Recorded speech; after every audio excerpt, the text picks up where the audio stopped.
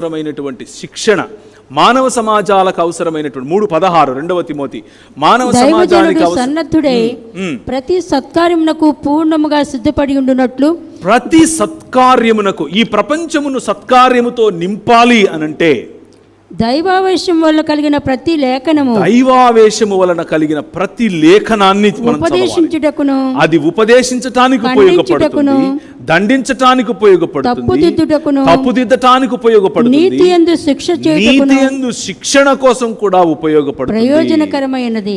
ఈ వాక్యమును మనం చదువుతున్నాం. ఈ వాక్యం యొక్క ప్రయోజనం ఇది, ఈ వాక్యం యొక్క ప్రాధాన్యత ఇది. To build lives, to build communities, to build. ఒకసారి ఒక సహోదరుడితో మాట్లాడుతున్నాను, ముస్లిం సహోదరుడితో.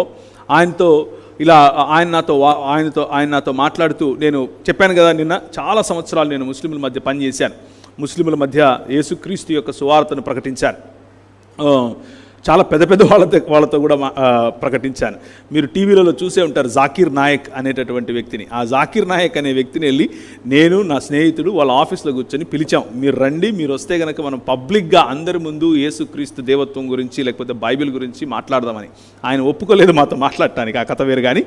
సో నేను అలా మాట్లాడుతూ ఉన్న సమయంలో ఒక ముస్లిం సహోదరుడు నన్ను అన్నాడు, మీ దేవుడు 1 3 అని అడిగాడు. 1 3 అంటే వాట్ డూ యూ మీన్ అని అన్నాను. మీరు కొందరేమో 3 అంటారు, కొందరేమో 1 అంటారు, 1 3 కూడా ముందు తేల్చుకోండి మీరు, ఆ తర్వాత మాతో మాట్లాడండి అన్నాడు. నేను అడిగాను, మీ దేవుడు 1 అంటే అవును 1 అన్నాడు. అయితే మీ దేవుడు ఒంటరివాడా అని అడిగాను. అదేంటి 1 అంతే, ఒంటరి ఏంటి అన్నాడు. That's the difference my brother.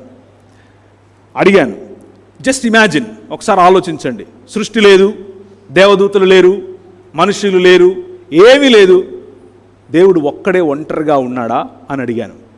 ఎంతకాలం ఉన్నాడు? ఆయన ఇలా చూస్తూ ఉండిపోయాడు. ఆయన ఎప్పుడూ ఉన్నాడు, ఒంటరిగానే ఉన్నాడు అన్నాడు. సో ఆయన ప్రేమ నేర్చుకున్నాడా అని అడిగాను. ప్రేమ నేర్చుకోవటం ఏంటి అన్నాడు.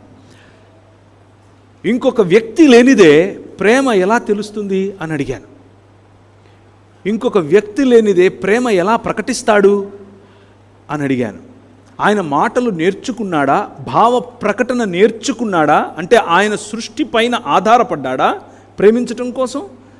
ఆయన ప్రేమించాలంటే ఆయనకు సృష్టి చేసుకునే కర్మ పట్టిందా? ఆయన సృష్టించందే ఆయన ప్రేమించలేడా? ఆయన సృష్టించందే న్యాయం తీర్చలేడా? న్యాయం అన్న కాన్సెప్ట్ అసలు తెలుసా ఒంటరివాడికి అని అడిగాను. ఆయన, బ్రదర్ నాకు టైం అవుతుంది మళ్ళీ మాట్లాడతా అన్నాడు.